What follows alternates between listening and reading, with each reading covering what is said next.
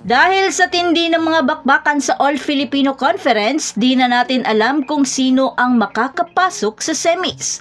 Dahil lahat ay determinadong makakuha sa pwesto. Pero tatanungin ko pa rin kayo, sino sa tingin nyo ang makakapasok sa semifinals? Pero bago pa man ang lahat, kung hindi ka pa nakapag-subscribe, please like and subscribe at pakispike na rin sa bell button para lagi kang updated sa mga valuable ganap. Sa pagbabalik ng Creamline sa kanilang kilalang posisyon na palaging nangunguna sa tuktok sa team standing at sa pagsisikap ng Choco Mucho, PLDT, Cherry Tigo, Petrogas at Signal na makakuha ng pwesto, ang karera patungo sa semifinals ay inaasahang magiging matindi at mainit ang labanan kapag nagpatuloy ang aksyon sa April 2 Martes na gaganapin sa Field Sports Arena. Sa loob ng 6 na araw sa Holy Week break, hindi lamang espiritual na paglago ang pag-iisipan ng mga kupunan na ito kundi magpaplano rin para sa crucial na yugto ng single round elimination. Sa kabila ng nangungunang 6 na panalo at 1 talong record, ang Cool Smushers ay haharap palalo sa mga hamon sa darating na mga araw. Kabilang ang pakikipaglaban sa Angels sa April 6, Sabado. Sumunod naman na sasagupain nila ay ang Next Lead Chameleons sa April 13, Sabado. At ang pinakahihintay na showdown sa title contender na Flying Titans sa April 18, Huwebes sa Smart Araneta Coliseum. At tatapusin naman nila ang kanilang prelims campaign laban sa high-speed hitters sa April 15. Kaya kapansin-pansing nagkakaroon na ng balanse ang liga. Dahil sa ngayon, hindi na hawak ng Creamline ang dating nakakatakot na aura nito. Di tulad ng nakaraang title runs. Dahil ang iba pang 5 kupunan na naglalaban ngayon ay nagsisilabasan na ang mga talento, bangis, mga malulupit na koneksyon at mga bigating recruits na humahantong na pwedeng-pwede na silang makipagsabayan sa 7th-time championship team. Ang kamakailang pagkatalo sa crossovers ay nagpapakita na mayroong mga kahinaan ng Creamline sa kanilang laro at nakitaan yun ng butas ng crossovers at nagpapahiwatig ito na maaaring talunin ng anumang kupunan ang Creamline sa anumang araw. Samantala, naging mainit naman ang laban ng Signal kontra sa Cherry Tigo noong Martes ng gabi, ngunit nasayang ng HD Spikers ang 2 set na kalamangan at sa 14-11 na kalamangan sa ikalamang set. 1 puntos na lang sana para sa kanilang pang-5 panalo pero naging bato pa.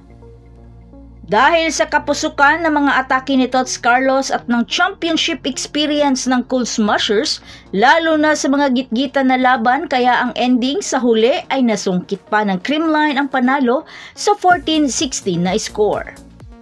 Habang ang Choco Mucho ay sabik na sa rematch sa kanilang sister team matapos mabigo sa 2nd All Filipino Conference Finals noong nakaraang taon.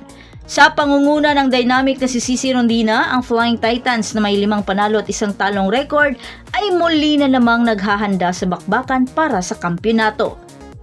Pero bago sila dumating sa pinaka-big event nila sa prelims, mayroon muna silang medyo mas madaling mga match-up laban sa Galleries Tower sa April 2. Capital One sa April 6 at sa Strong Group sa April 13 at pagkatapos naman ng kanilang face-off sa Creamline sa April 18, tatapusin ng Choco Mucho ang kanilang elims campaign laban sa Farm Fresh sa April 23. Samantala, ang PLDT ay haharapin ang Akari sa April 2 at Strong Group sa April 9 bago humarap sa mga contenders na Cherry Tigo, Signal at Creamline sa April 16, 20 at 25. Mukhang mapapasabak din ang PLDT sa kanilang mga huling laban.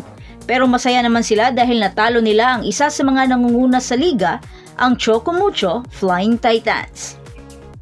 Ang Petrogas naman na may 5 panalo at 2 talong record kasama ng Cherry Tigo ay makakaharap din ang mga malalakas na kalaban na Creamline sa April 6 at Signal naman sa April 16, ngunit umaasa ang mga God's Angels na makakakuha sila ng mga panalo laban sa Galleries Tower sa April 20 at ang panghuli ay sa Next Lead sa April 27. Dahil isa ito sa mga mahalaga nilang laban upang maging kwalipikado sa semis. Ngunit mukhang isang matinding pigil hininga na bakbakan muna ang matutunghayan natin.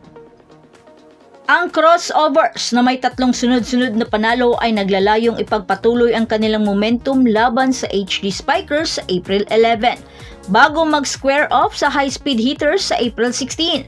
Makakalaban nila ang Chameleon sa April 20 bago sila magtapos laban sa High Risers sa April 25. Mukhang kaabang-abang din ang laban ng PLDT at Cheritigo dahil ang dalawang ito ang tumalo sa mga kupunan na nangunguna sa last season, ang sister team na Creamline at Choco Mucho. Sa kabilang banda, ang Signal na may 4 na panalo at 2 talong record, umaasa na makabawi laban sa Farm Fresh sa April 14 at makakuha ng kumpiyansa para sa kanilang laban sa Cheritigo sa April 11. At makakalaban naman nila ang Petrogas sa April 16 at PLDT sa April 20. Tatapusin nila ang kanilang LM stint laban sa Galleries sa April 25. Mukhang pabigat naman ang mga kalaban ng Signal sa kanilang mga natitirang laban. Maitatawid kaya nila ito hanggang sa semifinals? Sa kabila ng kanilang mas mababang ranggo, ang Akari, Farm Fresh at Galleries Tower, ang lahat na may tig-2 panalo at 4 na talong record ay naghahangad pa rin na makakuha ng mga reversals sa final stretch at pasiglahin ang kani-kanilang mga backdoor bids sa season opening conference. Kaka-excite na ang mga laban. Mukhang pahirap ng pahirap kung sino ang makakahula sa makakapasok sa semis. Talagang sa season na ito, bilog talaga ang bola. Sinong pangit?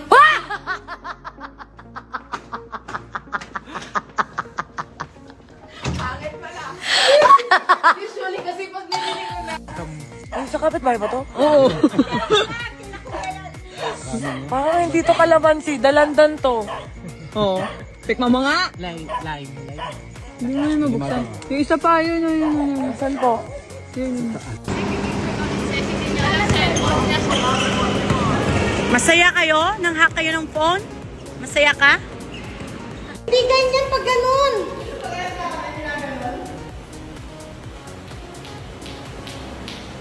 Go na!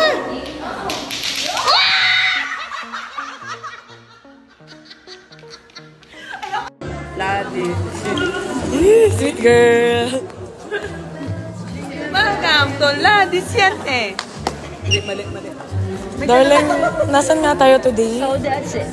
Thanks for supporting this channel and please don't forget to like and subscribe and spike the notification bell para lagi kang updated sa mga video. And thanks for watching.